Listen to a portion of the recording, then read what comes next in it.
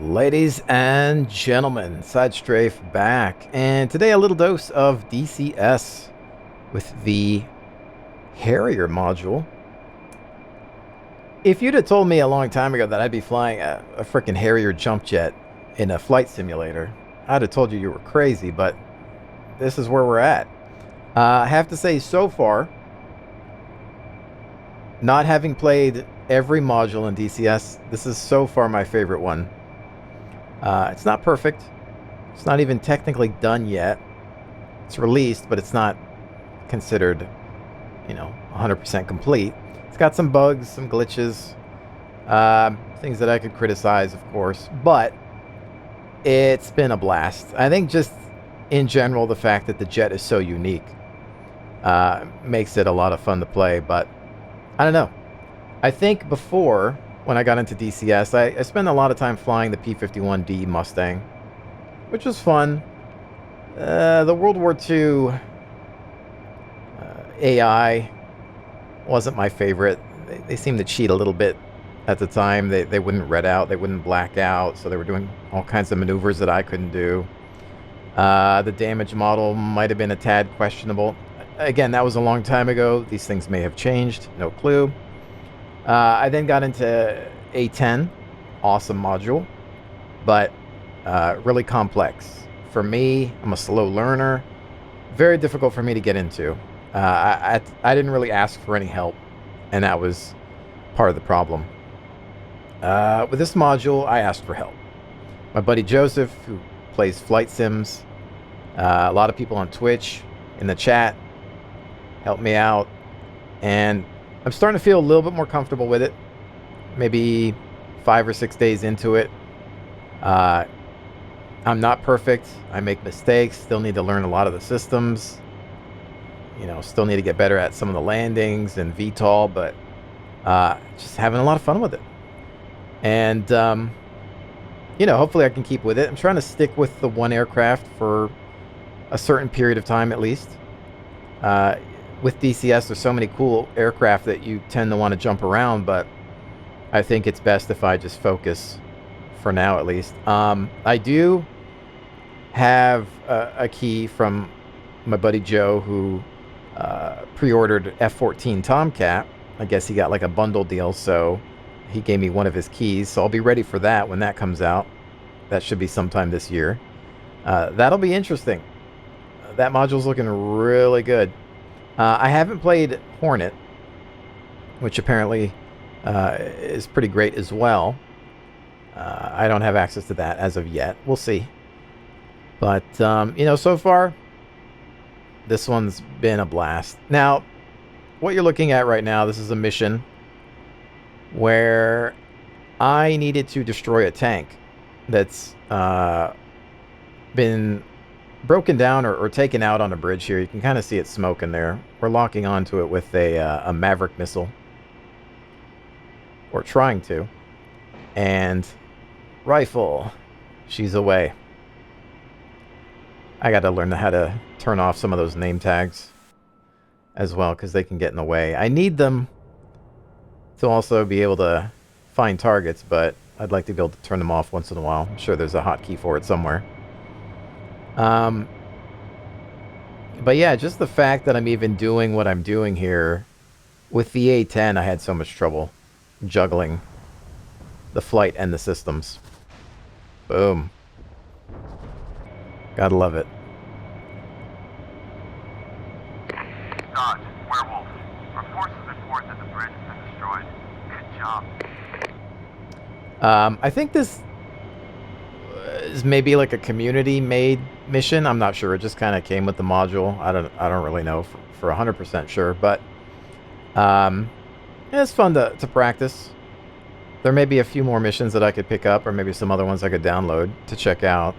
But I'm getting to the point where I actually want to run missions now. I've been doing a lot of free flight and just in-depth training.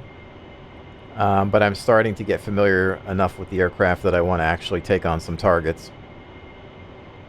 For the most part, I know how to use, let's see, Mavericks, conventional bombs, rockets, guns, sidewinders, Laser guided bombs, still, I know how to bring them up, I know how to use them, but still working on my technique a little bit with them, because there's a lot of, well, there's a few more steps to get to that point.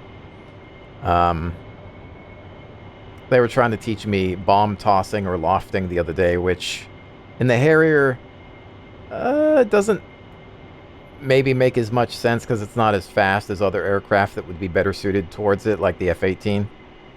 So I tend to avoid the bomb lofting technique.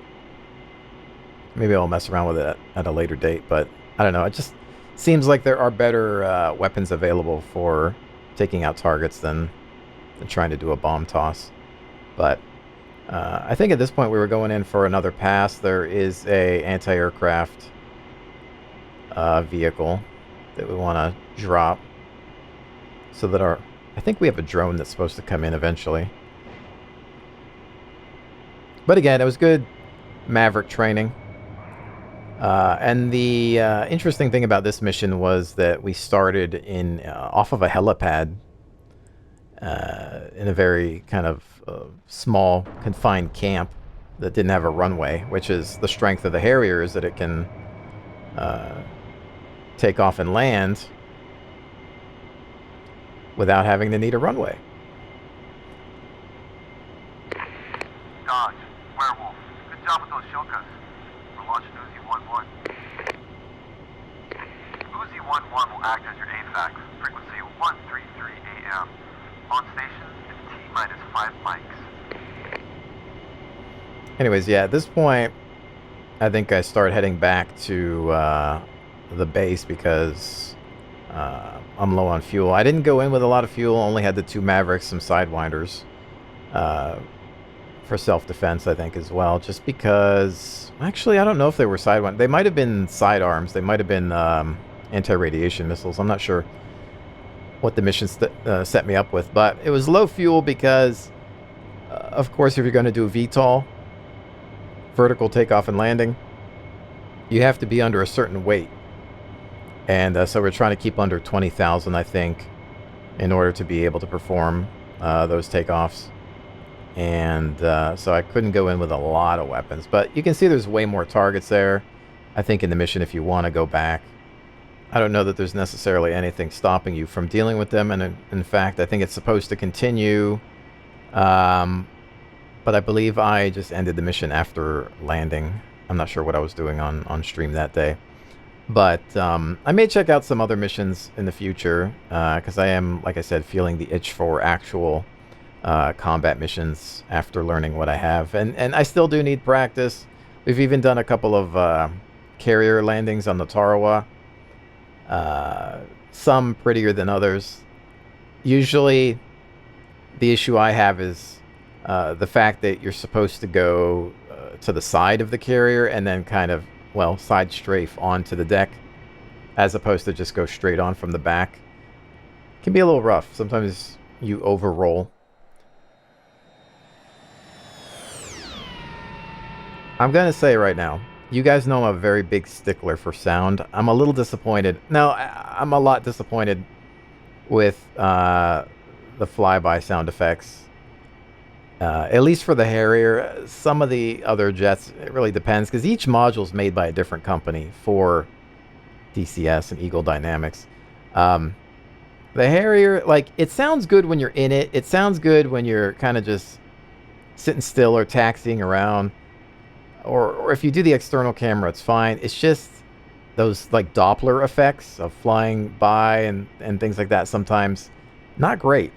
So I don't know if that's just like the game engine handling the audio in a certain way, the implementation of the sounds, but in comparison to some other games I've played, you don't really get that great, I don't know, that beefy kind of flyover Doppler effect that you would typically get.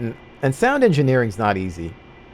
It really depends on the environment and a lot of other factors, but I'm going to say I hope that gets some work. Otherwise, I don't know.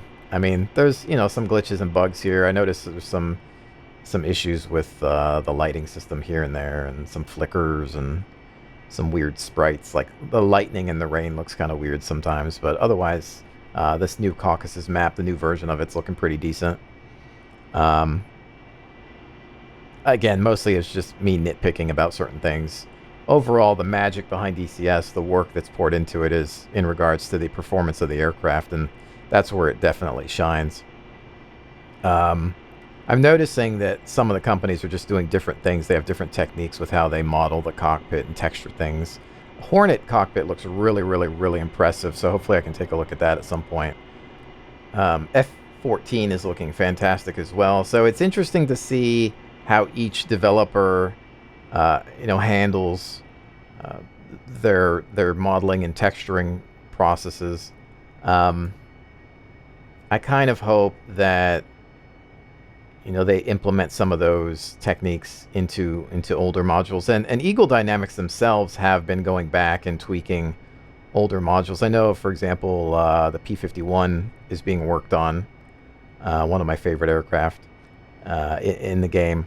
And its cockpit's looking a lot better with their new rendering techniques that they've got going on, and the lighting and all that. I noticed, again, I haven't played Hornet, but I know they do this kind of interesting thing with the multifunction displays where they make them look actually like the real displays, whereas here in the Harrier you kind of just have, well, you have these MFDs, but they don't really feel like they're glass screens. They kind of just, look like video game elements. I'm not sure I can formulate what I'm trying to say properly, but Hornet, if you look at the Hornet cockpit, you'll see what I'm talking about, how they make it look like it's an actual glass screen and then everything's coming through it. Landing gear. Landing gear. So I'm kind of hoping that Razbam, which is the developer of Harrier, grabs some of their ideas and implements them into their own modules. But I don't know, a lot of these developers are really small, and they generally have their hands full, so it's anyone's guess as to what they tend to prioritize in terms of looks. There's obviously some more technical issues and pressing matters to get to, but anyways, again, I'm just nitpicking. Most of the things I'm talking about are not like a deal breaker. I've been having a lot of fun with this regardless, and this is one of the greatest things about this module, of course, is because it's a freaking Harrier. It hovers. So, we're coming in here. We've got our nozzles 62 degrees, slowing down. We are low on fuel, but we have enough to make our landing. And we're just trying to land on these really tiny helipads, because that's all that we've got available. I'm not great at it. It's not the best landing, but I do what I can with the space that I'm provided. Obviously, it's easier on a big-ass runway. But I also do need to work on my conventional landings as well. And again, this may not be by the book. It may not be perfect, but this is a guy that's like, I don't know, 5-6 days into this module. And everybody told me going in, this is a very difficult thing to do. Hovering a jet is not easy. I mean, you hear about how hard it is in real life. It's also difficult in this simulator, because this is as close as you can get to the real thing without joining the military, at least in my opinion. I don't know if there's another way that you can practice these things, but DCS for me has always been about getting into the cockpit of these fantastic aircraft, and I don't think anybody does jets better, but I have limited experience. And here we go. We touched down a little sooner than I wanted, but the landing gear are fine. It's soft enough, good enough for government work. And now we just need to park it, make it pretty. But hey, again, in comparison to my first few days, that was a lot better. Not bad at all. Again, I can do better on a runway. Tarawa, we'll have to get you guys a video of me trying to do that. But you can also check out the live streams. I'll have links in the description below if you want to check out some previous VODs. There's plenty of clips of me exploding. In fact, I might actually be disappointing people by not failing as much as I did the first few days. Maybe I should just start faking it for entertainment purposes. Nah. Anyways, it's a rewarding module. I would say the same about a lot of the DCS modules, though. Like learning to fly in DCS, starting up the aircraft, figuring it out, doing these combat missions successfully, it's a great achievement. And it's hard to find something that matches the feel of figuring out one of these aircraft. You start to feel like a real pilot, like a real military pilot. It's very, very, very satisfying. Anyways, stop by the live stream, check out some more of the VODs, or hang out on one of the actual live streams. And if you have any questions, feel free to ask. If I can't answer it, somebody in the chat will. And a lot of knowledgeable DCS pilots stopping by lately, helping me out. I'm sure they can help you out as well with any questions you may have in regards to playing DCS or any other flight sim in general. Lots of cool military talk and discussion if you're into that. So, ladies and gentlemen, thank you so much for joining me. I'll see you on the next one.